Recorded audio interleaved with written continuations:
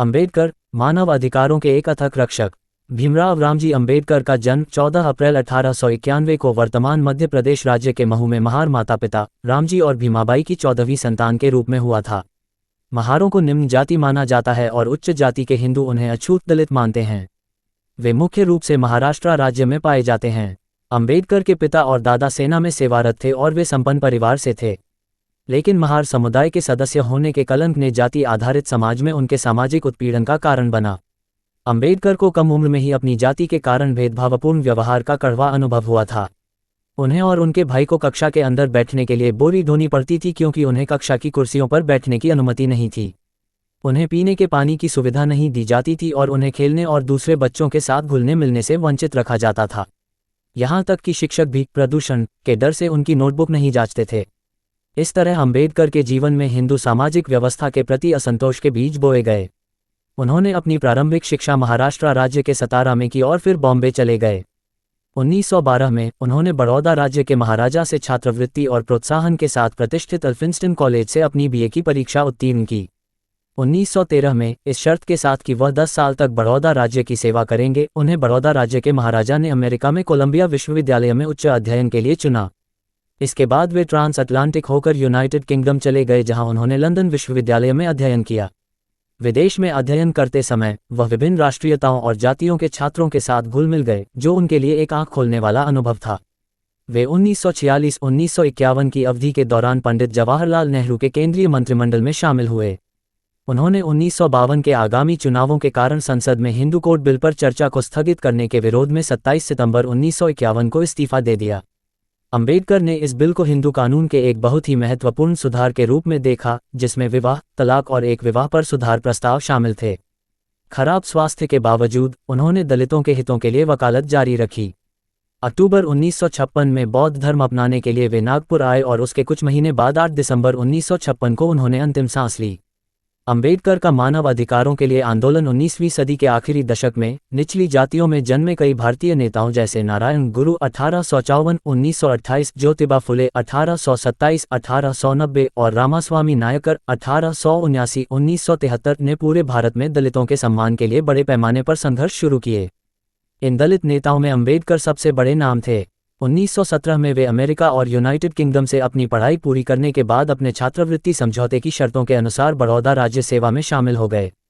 उन्होंने बड़ौदा शहर में काम किया, जो गायकवाड़ के शासक परिवार का स्थान था, जिसने विदेश में उनकी पढ़ाई का खर्च उठाया। उन्होंने बड़ौदा राज्य के महाराजा के रक्षा कार्यालय में सचिव के रूप में काम किया। हालांकि विदेश में शिक्षा प्राप्त करने के बावजूद उन्हें अपनी निम्न जाति के कारण काम के दौरान अपमान सहना पड़ा। वे क्रूर दलित भेदभाव के शिकार थे। उन्हें चपरासियों द्वारा उनके चेहरे पर दस्तावेज फाइलें फेंके जाने की अपमानजनक स्थिति का सामना करना पड़ा। उन्हें सरकारी समारोहों के दौरान पीने का पानी न दिए जाने का अपमानजनक अनुभव सहना पड़ा। ऑफिसर्स क्लब में उन्हें एक कोने में बैठना पड़ता था और ऊंची जातियों के अन्य सदस्यों से दूरी बनाए रखनी पड़ती थी। उन्हें किराए का घर खोजने में भी कठिनाई हुई क्योंकि उन्हें सरकारी बंगला आवंटित नहीं किया गया था। वह पारसियों, जोरास्ट्रियन धर्म के सदस्य के स्वामित्व वाली एक सराय में रहे। एक सुबह जब वह काम पर जाने के लिए तैयार हो रहे थे, एक दर्जन पारसी लाठी लेकर उनके कमरे में दौड़े और चिल्लाने लगे कि उन्होंने सराय को अपवित्र कर दिया है और उनके तुरंत चले जाने पर जोर दिया। उन्होंने उनसे विनती की कि वे उन्हें एक सप्ताह और रुकने दें क्योंकि उन्हें उम्मीद थी कि तब तक उन्हें अपना सरकारी बंगला मिल जाएगा। लेकिन वे अड़ियल थे। अगर वे उन्हें उस शाम सराय में पाते तो वे कहते कि भगवान उनकी मदद करें। दिन का अधिकांश समय एक सार्वजनिक उद्यान में बिताने के बाद अंबेडकर पूरी तरह से हताश और निराश होकर रात 9 बजे की ट्रेन से बॉम्बे के लिए रवाना हो गए। इन दर्दनाक घटनाओं ने अंबेडकर को दलितों के अधिकारों की रक्षा और दलितों की स्थिति को ऊपर उठाने के लिए काम करने के लिए प्रेरित किया। 1924 में उन्होंने बॉम्बे में वकालत शुरू की और दलितों के उत्थान के लिए बहिष्कृत हितकारिणी सभा दलित वर्ग संस्थान की स्थापना की। इसके बाद उन्होंने अपना आंदोलन शुरू किया और दलितों का मुद्दा उठाया। उन्होंने दलितों में भेदभाव को खत्म करने, व्यवहार, स्थिति और अवसर की समानता की मांग करने, सभी अधिकारों, नागरिक, राजनीतिक, सामाजिक और आर्थिक का समान रूप से आनंद लेने और व्यक्तियों की गरिमा के सम्मान के लिए लड़ने के लिए दलित चेतना जगाए। उन्हें भारत में दलितों के मानवाधिकारों के लिए योद्धा माना जाता था। 2. हिंदू धार्मिक मान्यता है कि सभी मनुष्य समान पैदा नहीं होते। दलितों के खिलाफ जाति आधारित भेदभाव पैदा करता है, जिसके कारण उनके खिलाफ सार्वजनिक अपमान, यातना, बलात्कार, मारपीट और हत्या सहित विभिन्न प्रकार की हिंसा होती है। हिंदू धर्म के मूल्यों पर प्रतिक्रिया व्यक्त करते हुए रवींद्रनाथ गोरे ने लिखा, हम हिंदू धर्म को नहीं बल्कि मानवीय गरिमा को महत्व देते हैं। हम समाज में समान अधिकार चाहते हैं। हम हिंदू धर्म में रहते हुए या ज़रूरत पड़ने पर इस बेकार हिंदू पहचान को त्याग कर जितना संभव हो सकेगा उतना हासिल करेंगे। 3 अम्बेडकर महिला मुक्ति के बहुत बड़े समर्थक थे। उन्होंने वर्ण व्यवस्था को दोषी ठहराया, जिसने न केवल दलितों को बल्कि महिलाओं को भी अपने अधीन कर रखा है। उन्होंने ब्राह्मणवादी हिंदू धर्म की विधि पुस्तक धर्मशास्त्र मनुस्मृति मनु के कानून पर सवाल उठाए और मनु को पौराणिक प्रथम पुरुष और विधि निर्माता बताया। मनुस्मृति ने प्रत्येक हिंदू के धर्म को निर्धारित किया, जिसमें उसके सामाजिक वर्ग और जीवन के चरण से जुड़े दायित्वों को बताया गया। ये निम्न जाति के लोगों और महिलाओं के हितों के प्रतिकूल था। इसने विधवाओं के पुनर्विवाह पर रोक लगा दी। उन्हें लगा कि हिंदू महिलाओं के पतन के लिए मनुस्मृति ही पूरी तरह जिम्मेदार है। उन्होंने दलितों को हिंदू अधीनता से खुद को मुक्त करने के लिए बौद्ध धर्म अपनाने के लिए प्रोत्साहित किया। इसलिए उन्होंने किसी के धर्म को चुनने के अधिकार के लिए लड़ाई लड़ी। बौद्ध धर्म अपनाने के बाद अम्बेडकर ने कहा, दुर्भाग्य से मैं एक हिंदू अछूत के रूप में पैदा हुआ। मैं आपको पूरी तरह से आश्वस्त करता हूं कि मैं हिंदू के रूप में नहीं मरूंगा। उन्होंने जो वकालत की उसका पालन किया और 1956 में बौद्ध बन गए। उन्होंने फ्रांसीसी क्रांति के भाईचारे, स्वतंत्रता और समानता के विचारों के बारे में भी लिखा। उनका मानना था कि फ्रांसीसी और रूसी क्रांतियां इन तीनों विचारों को साकार करने में विफल रहीं। उनका मानना था कि बुद्ध के मार्ग के अलावा इन सभी को साकार नहीं किया जा सकता।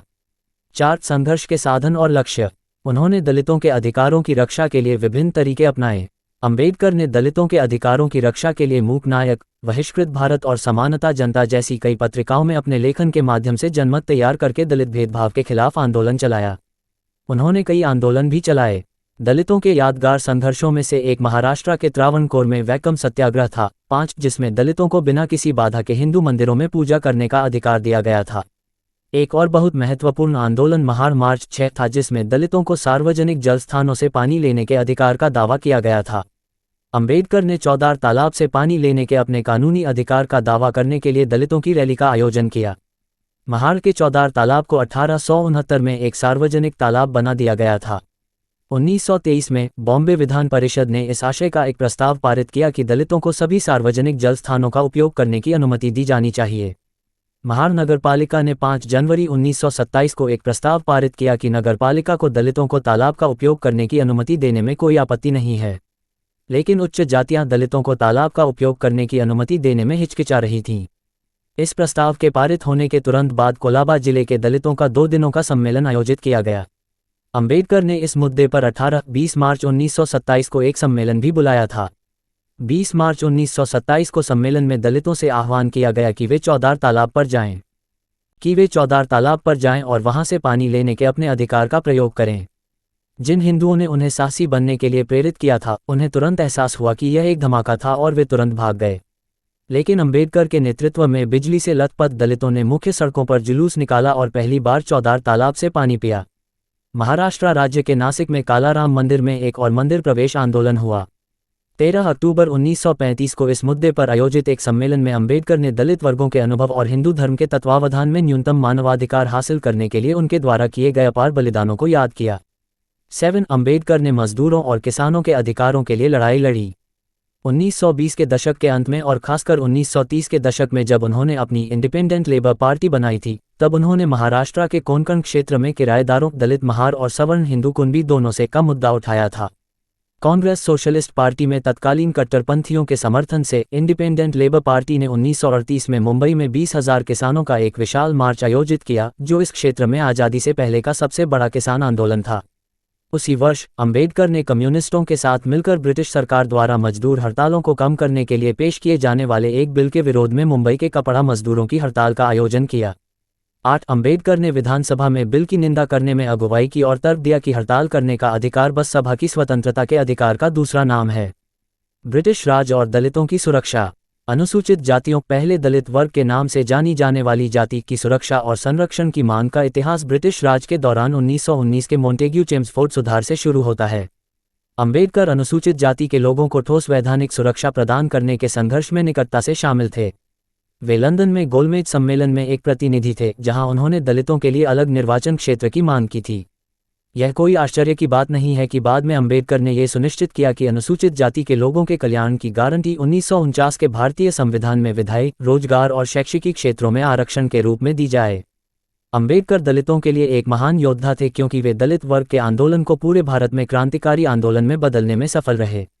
आज भारत ने देखा है कि दलित वर्ग के लोग आत्मविश्वास और संयम के साथ शहरों और गांवों की सड़कों पर चल रहे हैं। बेशक दलितों के खिलाफ भेदभाव और हिंसा के कई घृणित कृत्य अभी भी होते हैं, फिर भी समानता का रथ बेरहमी और मजबूती से आगे बढ़ रहा है। निष्कर्ष, अंबेडकर 20वीं सदी के दौरान भारत के सबसे बड़े मानवाधिकार कार्यकर्ता हैं। वे एक मुक्तिदाता, विद्वान, असाधारण समाज सुधारक और मानवाधिकारों के सच्चे चैंपियन हैं। 9 ये कहा जा सकता है कि वे उन उच्च सम्मानित भारतीयों में से एक हैं जिनकी मुक्ति और लैंगिक विभाजन के खिलाफ उत्पीड़ित समूहों के लिए सशक्तिकरण की भूमिका ने दुनिया भर के सबाल्टर्न समूहों को प्रेरित किया है। सभी को डॉक्टर बी.आर. अंबेडकर के जीवन से प्रेरणा लेने और न्यायपूर्ण और लैंगिक तटस्थ दुनिया के निर्माण के लिए काम करने की कोशिश करनी चाहिए। सूचना सिर्फ मान्यताओं और जानकारियों पर आधारित है। यहाँ ये बताना जरूरी है कि यह मेरा वीडियो किसी भी तरह की मान्यता, जानकारी की पुष्टि नहीं करता है। किसी भी जानकारी या मान्यता को अमल में लाने से पहले संबंधित विशेषज्ञ से सलाह लें। धन्यवाद।